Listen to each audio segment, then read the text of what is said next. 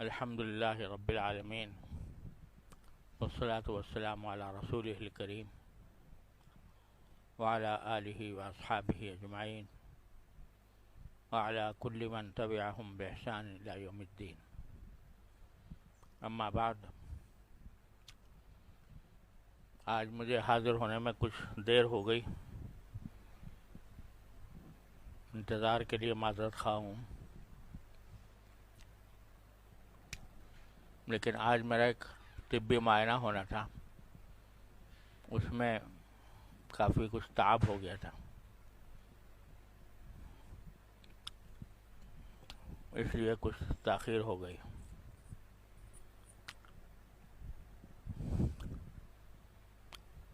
بات چل رہی تھی ان دعاؤں کی جو نبی کریم سرور دو عالم صلی اللہ علیہ وسلم نے نہ صرف یہ کہ مانگی ہیں، بلکہ ان کو مانگنے کی تلقین فرمائی ہے، اور ان دعاؤں میں سے ہر ایک کے بارے میں یہ فرمایا کہ یہ ایک خزانہ ہے، اس خزانے کو اپنے پاس محفوظ کر لو۔ بار بار ان کو اس لیے دہراتا ہوں کہ یاد ہو جائیں۔ اللہم انی اسألک الثبات فی الامر، اے اللہ میں آپ سے اپنے معاملات میں ثابت قدمی چاہتا ہوں، اور خاص طور سے دین میں ثابت قدمی چاہتا ہوں، اور آپ سے ایسے ارادے دل میں پیدا کرنا چاہتا ہوں کہ آپ کی طرف سے ایسے عزائم پیدا ہوں جو بھلے کام کے ہوں۔ اسألک عظیمۃ الرشد واسألک شکر نعمتک، اور آپ ہی سے مانگتا ہوں کہ آپ اپنی نعمتوں کا مجھے شکر ادا کرنے کی توفیق عطا فرمائیں۔ یہ توفیق ہر ایک کو نہیں ہوتی، نعمتوں میں پل رہا ہوتا ہے، نعمتوں کی بارش برس رہی ہوتی ہے، لیکن اللہ تعالیٰ کا شکر ادا کرنے کی توفیق کم ہوتی ہے۔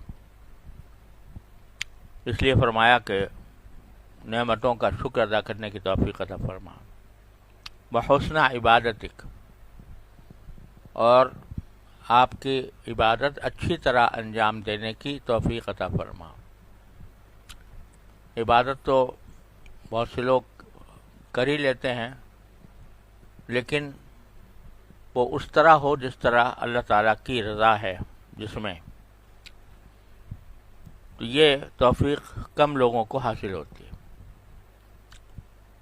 تو اس لیے مانگا کہ عبادت کا حسن مجھے عطا فرما۔ وَأَسْأَلُكَ لِسَانًا صَادِقًا، اور میں آپ سے وہ زبان، ایسی زبان چاہتا ہوں جو سراپا صدق ہو، وَقَلْبًا سَلِيمًا، اور ایسا دل چاہتا ہوں جو سلامتی والا ہو۔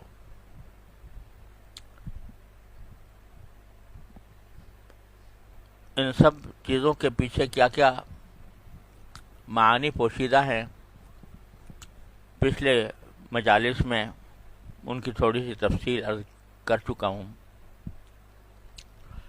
اور آخری چیز جو معین طور پر مانگی وہ ہے خلقم مستقیم، کہ مجھے ایسے اخلاق عطا فرما جو مستقیم ہوں، یعنی سیدھے ہوں، ان میں کوئی کجی نہ ہو۔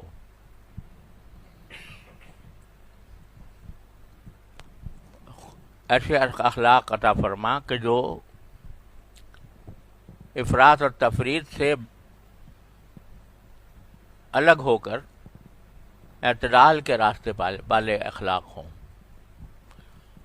غصہ ہو تو وہ بھی اعتدال کے ساتھ ہو، اپنے محل پر ہو، اس کے اظہار کا طریقہ معتدل ہو، اور ایسا بھی نہ ہو کہ جہاں غصہ آنا چاہیے وہاں غصہ نہ آئے۔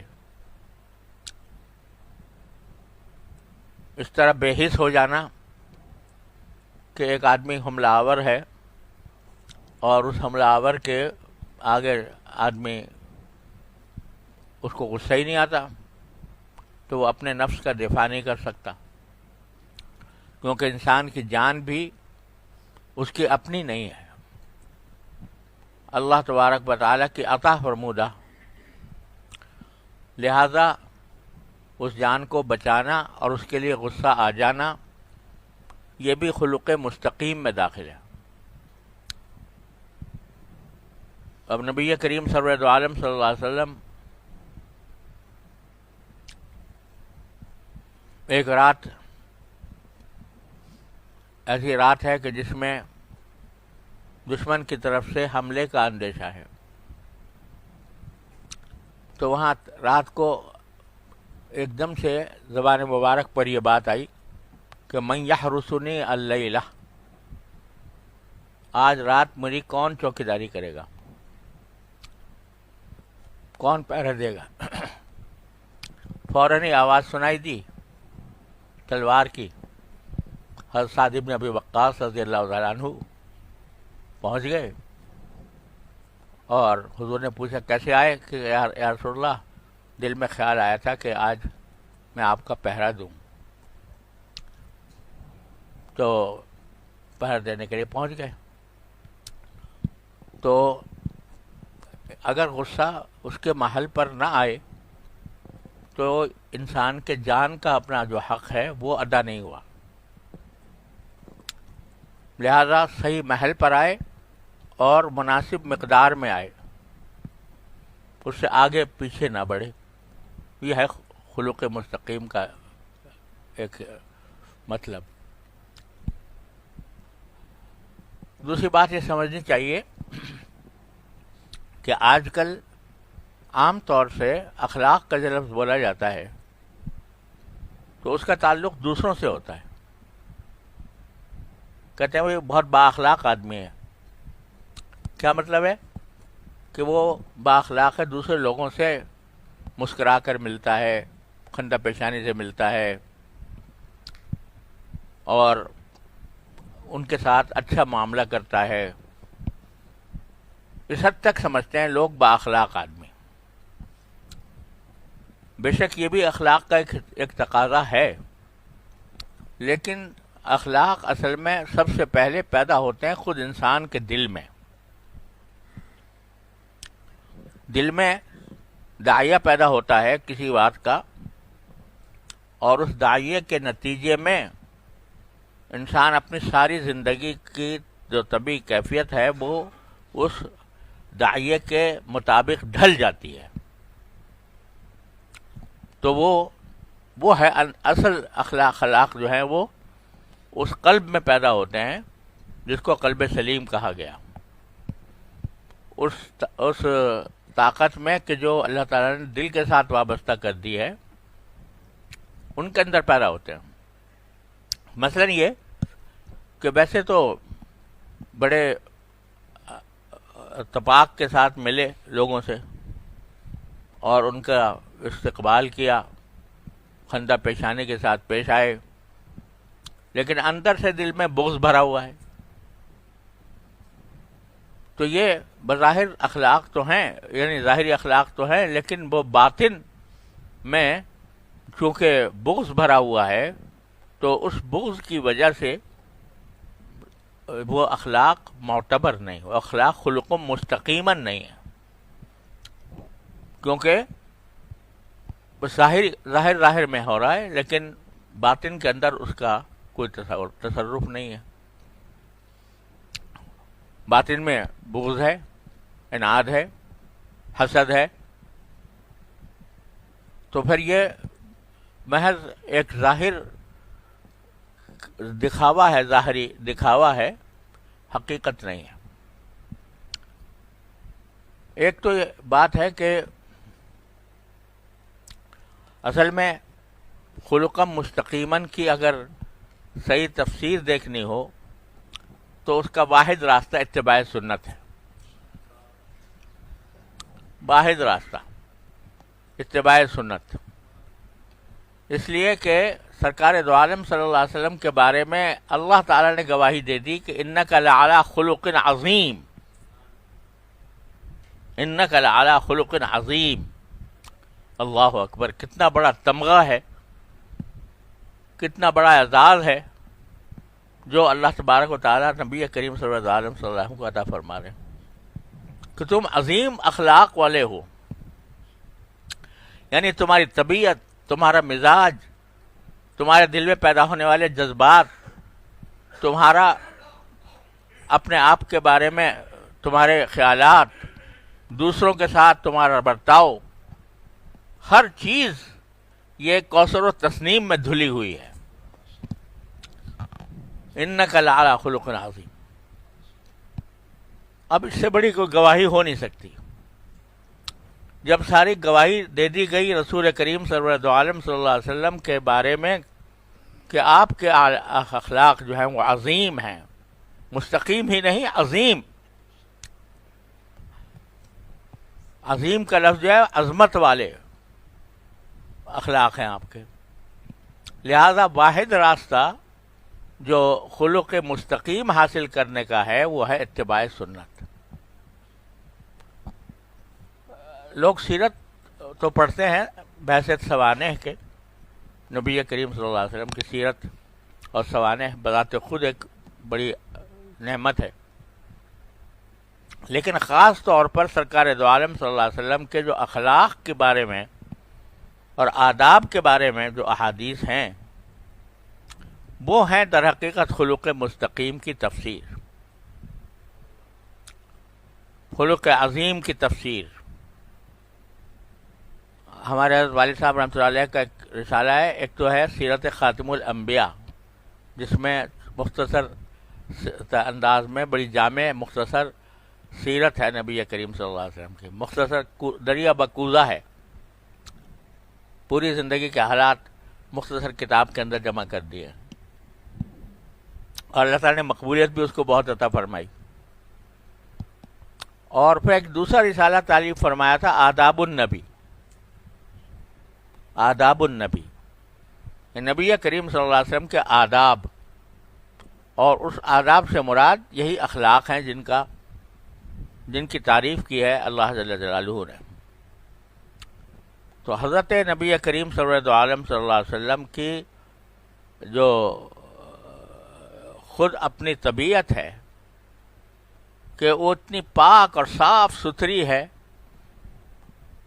اخلاق جو دل میں طبی جذبات پیدا ہوتے ہیں وہ اتنے صاف ستھرے ہیں کہ اس میں نہ کہیں کوئی موڑ ہے، نہ توڑ ہے، نہ کجی ہے، نہ ٹیڑھ ہے.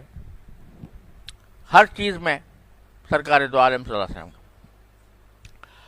تو ہمیں جو سبق مل رہا ہے یہاں اس دعا سے وہ یہ ہے کہ خلق مستقیم مانگ تو رہے ہو، اصلوں کا خلقم مستقیمہ، لیکن اس کی اپنے اوپر تطبیق اور اپنے اندر ان کو پیدا کرنا اگر مقصود ہے تو ہمارے نبی حبیب صلی اللہ علیہ وسلم جن کو ہم نے ایک شاہکار بنا کر بھیجا، اس کائنات کا سب سے بڑا شاہکار، اللہ تعالیٰ کی تخلیق کا سب سے بڑا شاہکار وہ نبی کریم صلی اللہ علیہ وسلم کی ذات اقدس ہے.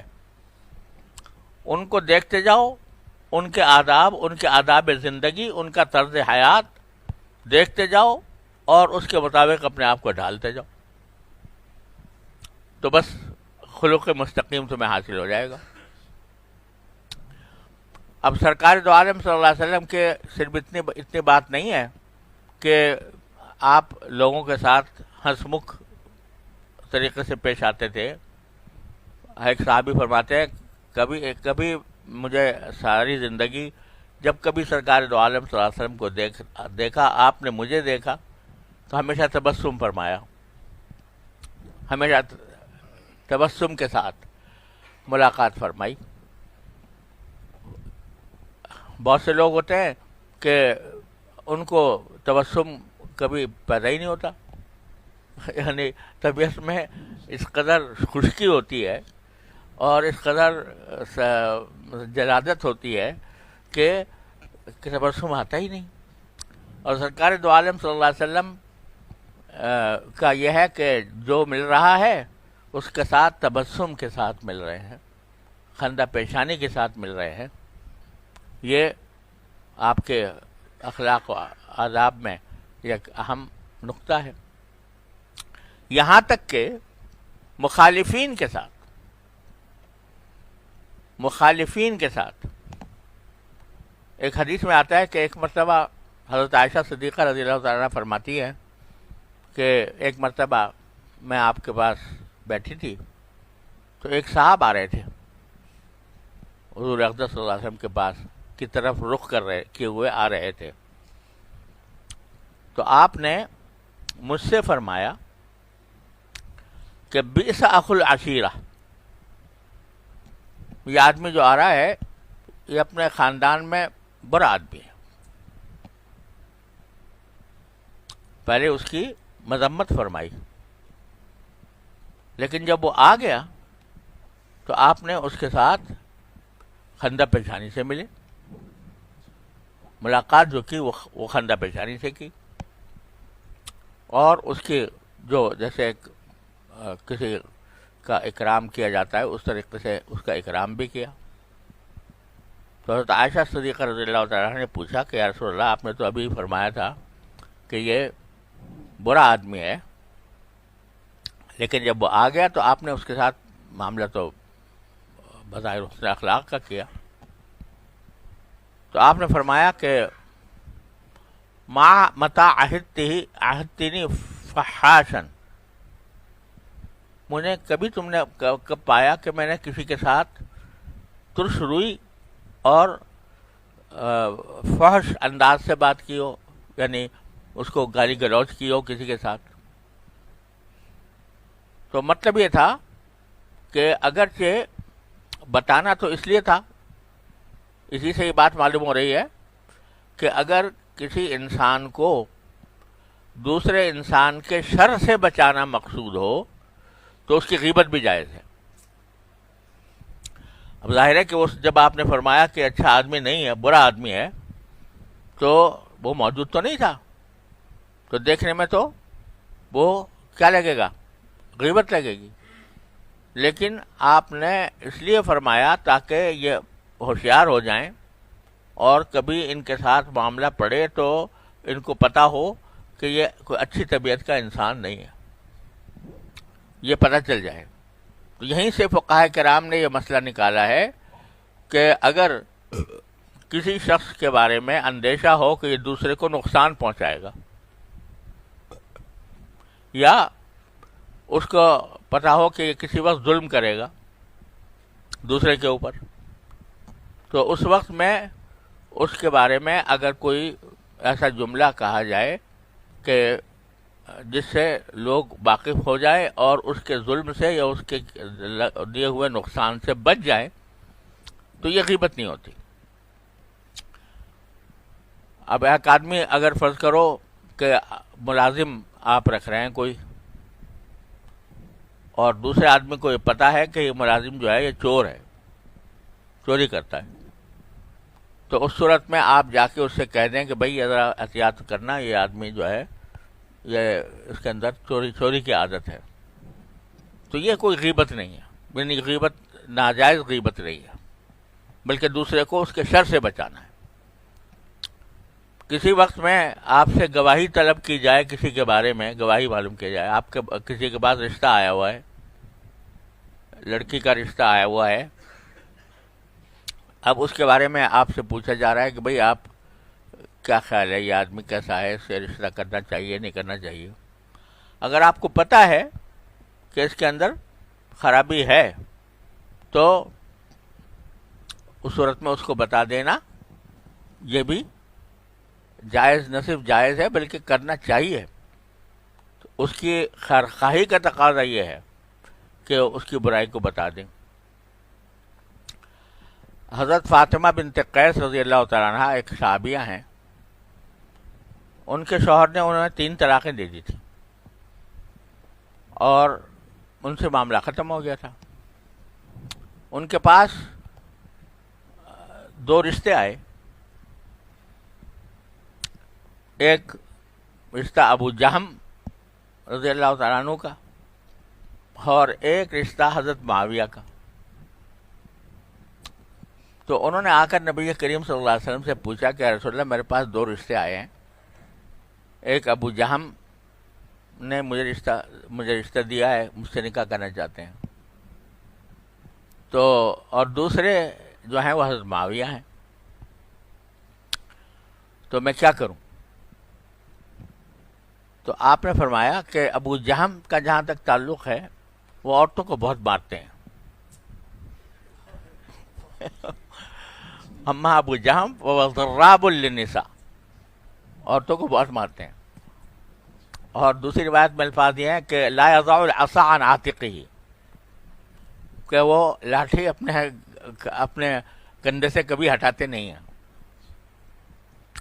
اور اما معاویہ جو ہے وہ صعلوک لا مال لہ، وہ بالکل قلاش ہیں، مال ہے نہیں ان کے پاس، تو اندیشہ ہے کہ تم اگر ان کے سے نکاح کرو گی اور مال ان کے پاس ہے نہیں تو کبھی تکلیف میں مبتلا ہوگی. اب یہاں ان دونوں کی آپ نے جو اصل حقیقت تھی وہ بیان کر دی کہ ان میں مارنے کی عادت ہے اور ان کے پاس مال نہیں ہے. بظاہر دیکھنے میں تو کیا ہے یہ غیبت، لیکن جس نے مشورہ مانگا اس مشورے مانگنے والے کی خیر خواہی یہ بھی خلق عظیم میں داخل ہے کہ اس کی خیر خواہی اس کی جائے اور اس کو ایسا مشورہ دیا جائے جس سے وہ کہیں پریشان نہ ہو جائے. تو حضرت ابو جہم کے بارے میں بھی کہہ دیا، حالانکہ ابو جہم بھی صحابی تھے اور حضور اقدس صلی اللہ علیہ وسلم سے خاص تعلق تھا.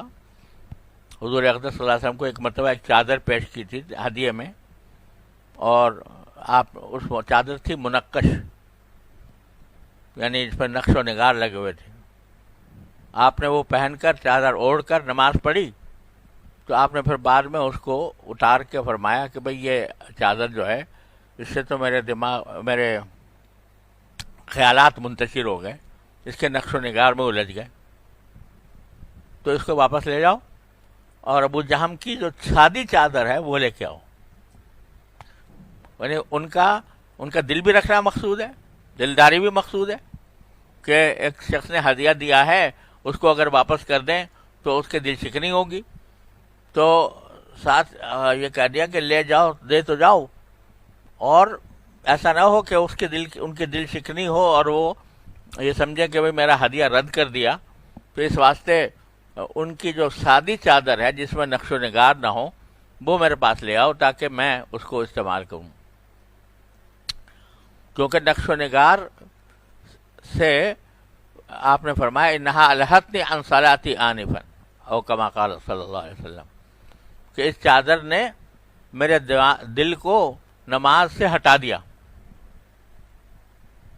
اس لیے کہ اس میں نقش و نگار تھے، اس میں دہن لگ گیا، لہذا اس کو واپس کر دو، دوسری لے آؤ. یعنی اتنی بے تکلفی بھی تھی کہ ہدیہ قبول بھی کیا اور پھر اس کو واپس بھیج کر پھر نئی ایک چادر ان سے منگوائی بھی. لیکن جب وقت آیا ان کے بارے میں گواہی دینے کا، ایک ایسے شخص کے پاس، ایسی خاتون کے پاس گواہی دینے کا جن کے پاس ان کا رشتہ آیا ہوا ہے، تو وہاں پر صاف صاف بات کہہ دی کہ بھئی وہ ہیں تو لیکن ذرا مار پیٹ کرتے ہیں. تو اب ظاہر ہے کہ یہ جو صحابہ کرام کے اخلاق تھے وہ رسول کریم صلی اللہ علیہ وسلم نے تزکیہ فرمایا ان کا رفتہ رفتہ رفتہ رفتہ رفتہ رفتہ. تو اب ایسا تو نہیں ہے کہ جب سرکار دو عالم صلی اللہ علیہ وسلم کی خدمت میں کوئی آدمی آیا تو اس کے سارے اخلاق ایک دم سے مجلہ مصفا ہو گئے. کچھ وقت لگا.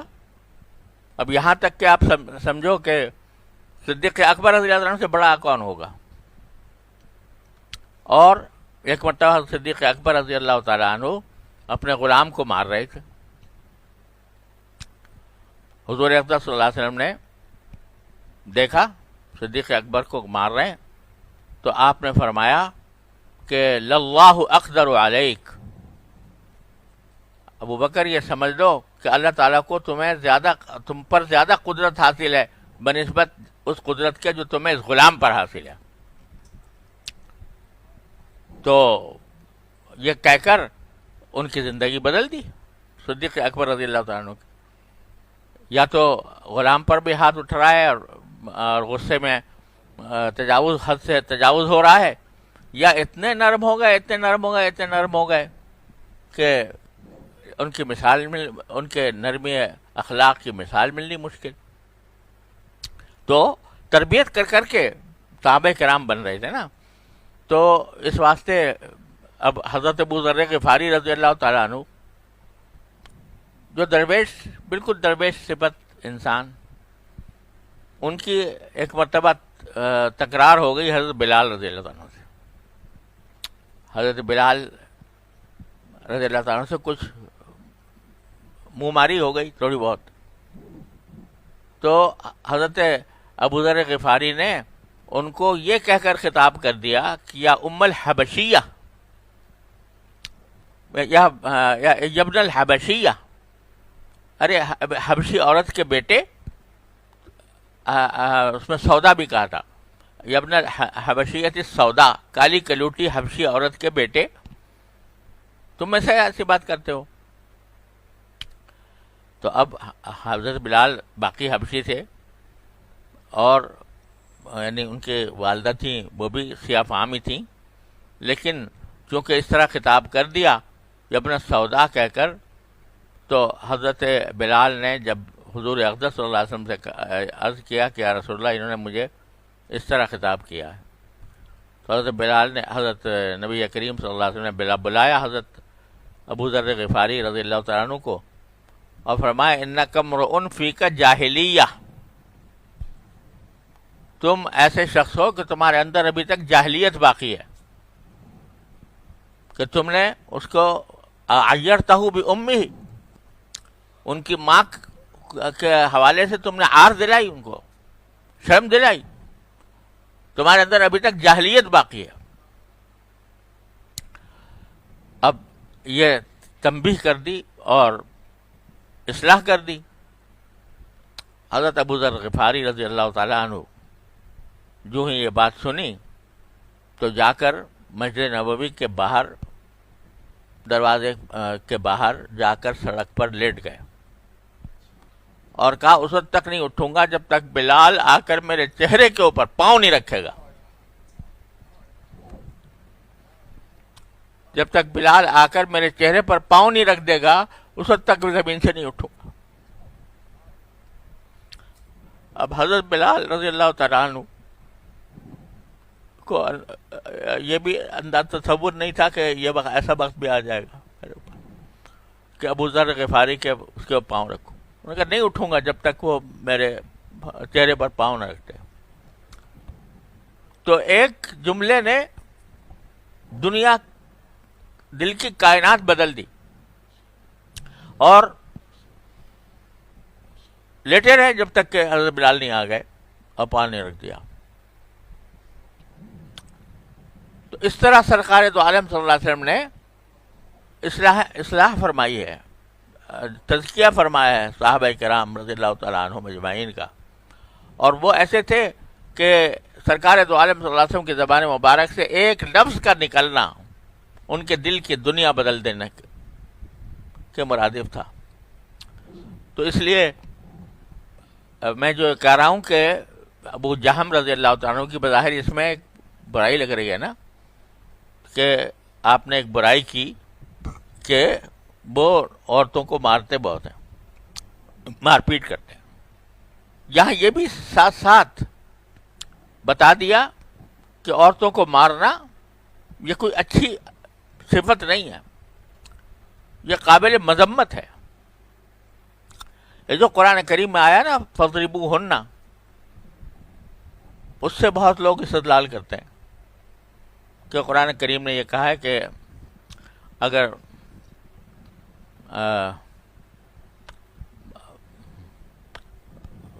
کیا ہے الفاظ ان خفتم نشوزہن،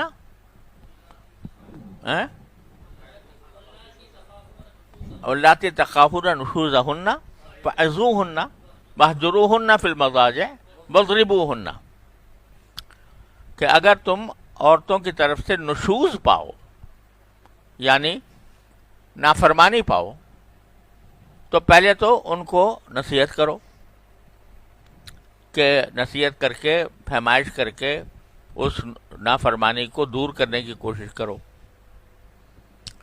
پھر اگر نصیحت کام نہ دے رہی ہو تو دوسرا اقدام یہ کرو کہ ان سے بستر اپنا الگ کر لو، یعنی جس سے ان کو یہ احساس ہو کہ شوہر کو میرے اس بات سے اتنی ناگواری ہے کہ وہ میرے ساتھ سونا بھی نہیں چاہتا، اپنا بستر الگ کر لو۔ اس پر بھی اگر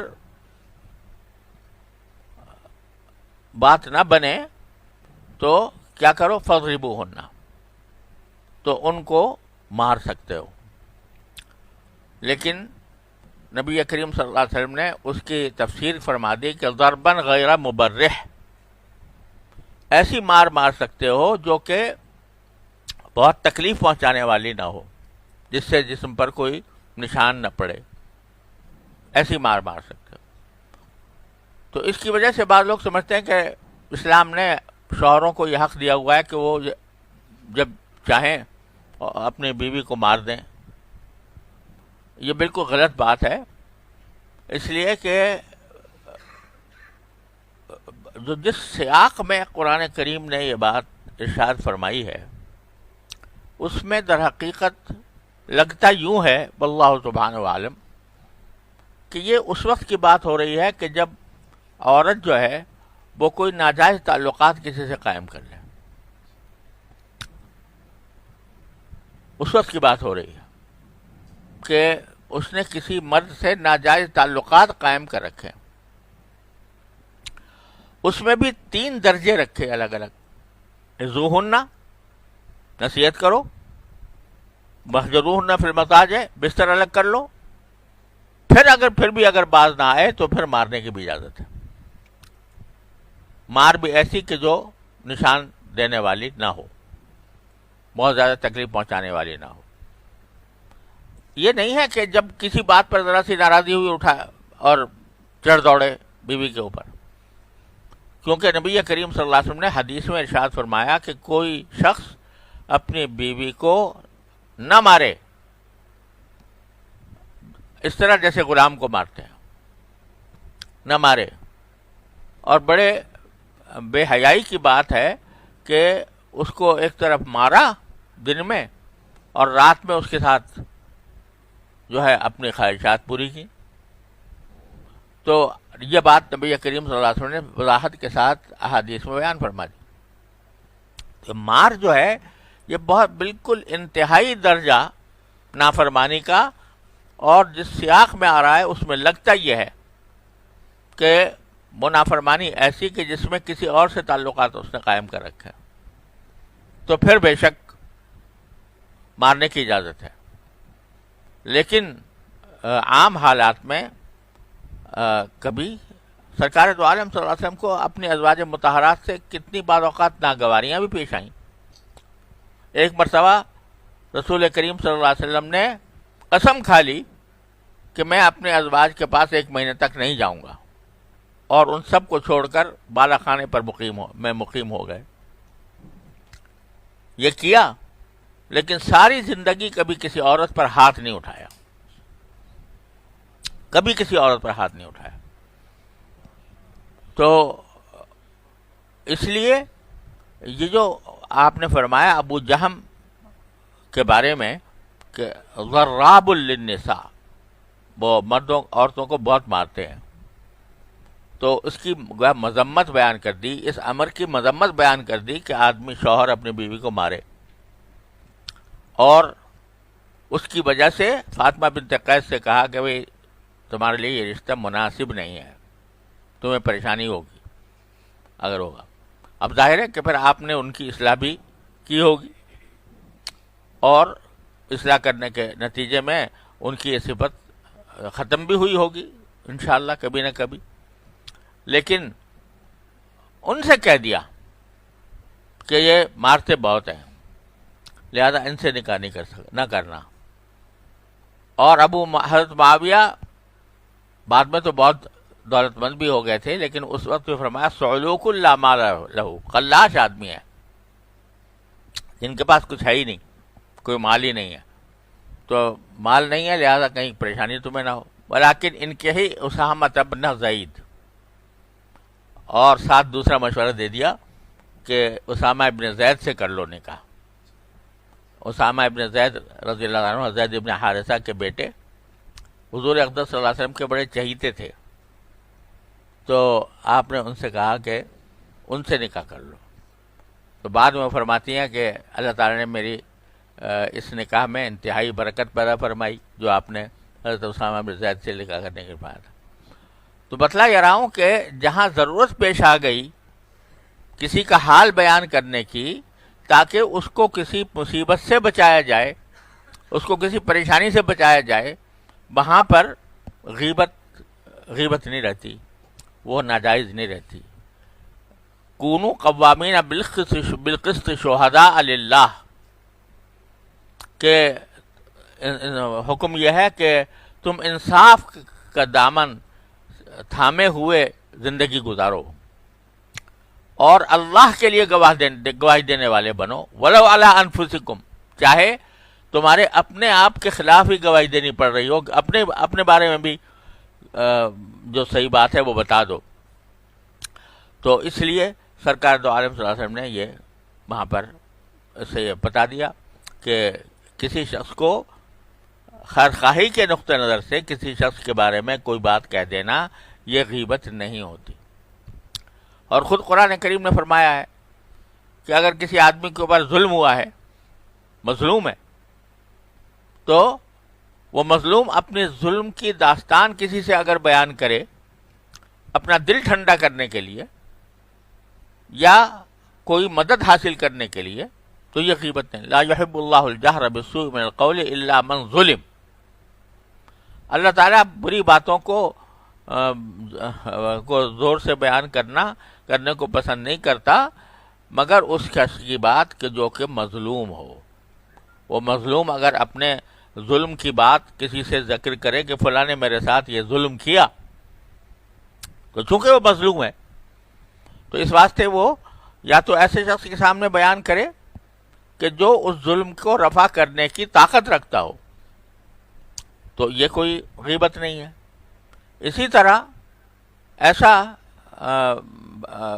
ایسے شخص سے بیان کرنا کہ جو اپنا ہمدرد ہے اور ہمدرد کے سامنے اپنے مظلومیت کا دکھڑا سنا کر دل ٹھنڈا کرنا مقصود ہو کہ بھائی ذرا میں کم از کم اپنی مظلومی کسی سے بتا تو دوں، تو وہ میرے لیے کوئی تسلی کا سامان کر دے، اس سے بات کر کے میرا دل ٹھنڈا ہو جائے، تو یہ بھی غیبت نہیں ہے.